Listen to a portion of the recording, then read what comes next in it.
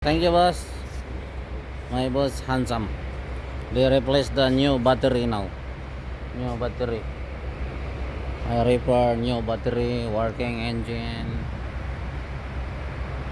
This my boss look alike American.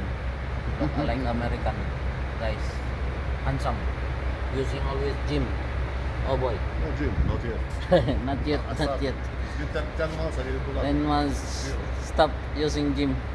But still the body good. Yeah. 10 months. But always maintain, guys. Stomach now good. Working on it.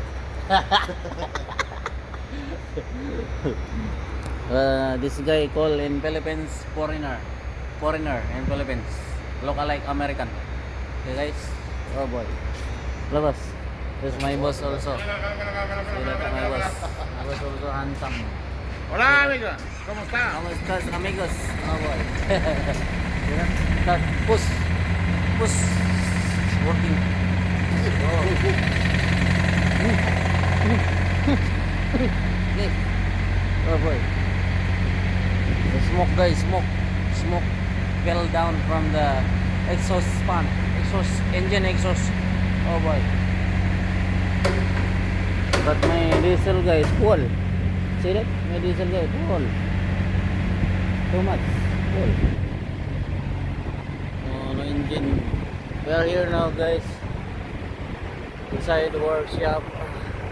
Check up my reefer before going start working. So my brother over there, Milimar and Alcher. So this is my reefer already inside the workshop. Repair the mechanic. Thank you, boss. Thank you, Intermark company. Before going trip, we have a free mechanic. Check out everything. What is the problem, the reefer and the tractor. So this is good idea, guys. See that? Okay, so we are here now inside the workshop. Repair